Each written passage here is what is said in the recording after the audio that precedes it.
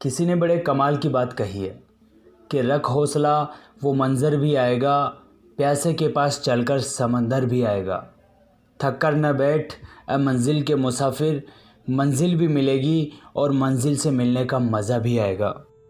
निषाद राज हिरण्यधनु का पुत्र एकलव्य एक दिन हस्तिनापुर में आया और उसने उस समय के धनुर्विद्या के सर्वश्रेष्ठ आचार्य द्रोणाचार्य जी को दूर से ही प्रणाम किया, जो कौरव एवं पांडवों के शस्त्र गुरु थे। वो अपनी वेशभूषा से ही अपने वर्ण की पहचान दे रहा था। आचार्य द्रोण ने जब उससे अपने पास आने का कारण पूछा, तब उसने बताया कि गुरुदेव, मैं आपके पास रहकर धनुर्विद्या की शिक्षा लेना चाहता हूँ। आचार्य संकोच में पड़ गए। उस समय कौरव तथा पांडव बालक थे और आचार्य उन्हें शिक्षा दे रहे थे। एक निषाद बालक को अपने पास शिक्षा देना राजकुमारों को स्वीकार नहीं होता और ये उनकी मर्यादा के अनुरूप भी नहीं था। भीष्म पितामह को आचार्य ने राजकुमारों को शस्त्र शिक्षा देने का वचन दे रखा था। अतएव उन्होंने कहा कि बेटा एकलव्य, मुझे बहुत दुख है कि मैं किसी द्विजेतर बालक को शस्त्र शिक्षा नहीं दे सकता।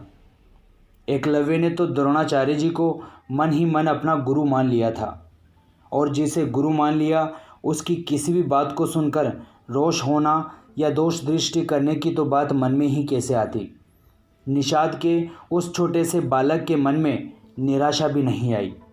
उसने फिर आचार्य के सम्मुख भूमि में लेटकर प्रणाम किया और कहा कि भगवान, मैंने तो आपको अपना गुरु मान लिया है और मेरे किसी काम से आपको संकोच हो ये मैं नहीं चाहता।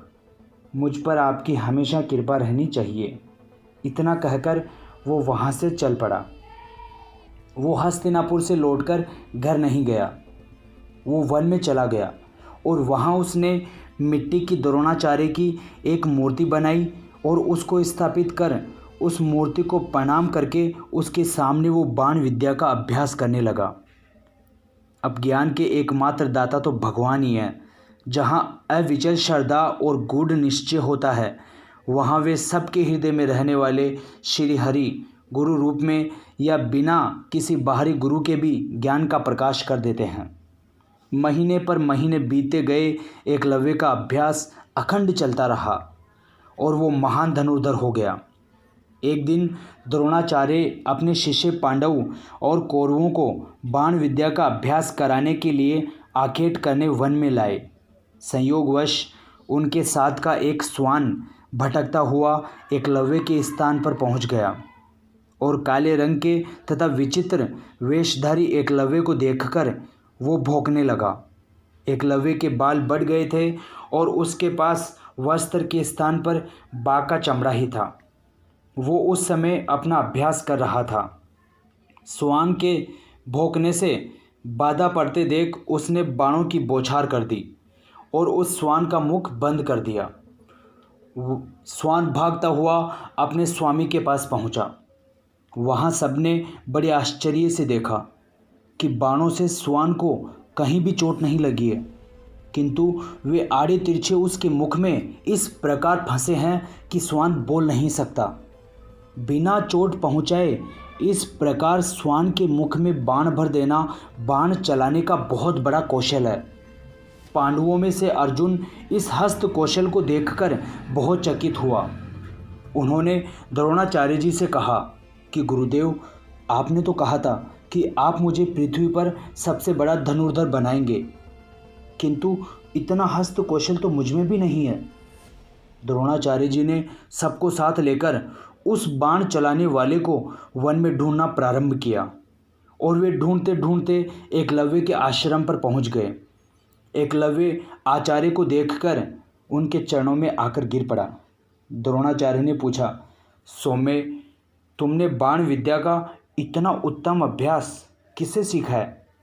नम्रतापूर्वक एकलव्य ने हाथ जोड़कर कहा कि गुरुदेव, मैं तो आपके ही श्री चरणों का दास हूँ। उसने आचार्य की उस मिट्टी की बनाई हुई मूर्ति की ओर संकेत किया। द्रोणाचार्य ने मूर्ति देखी और कुछ सोचकर कहा, भद्र, मुझे गुरु दक्षिणा नहीं दोगे? एकलव्य ने बहुत अधिक आनंद का अनुभव करते हुए कहा, आज्ञा करिए भगवान। द्रोणाचार्य ने कहा, मुझे तुम्हारे दाहिने हाथ का अंगूठा चाहिए। दाहिने हाथ का अंगूठा न रहे तो बाण चलाया ही कैसे जा सकता है। इतने दिनों की अभिलाषा, इतना बड़ा परिश्रम, इतना अभ्यास, सब व्यर्थ हुआ जा रहा था, सब। किंतु एकलव्य के मुख पर खेद की एक रेखा तक नहीं आई। उस वीर गुरुभक्त बालक ने बाएं हाथ में अस्त्र लिया और तुरंत अपने दाहिने हाथ का अंगूठा काटकर अपने हाथ में उठाकर गुरुदेव के सामने कर दिया।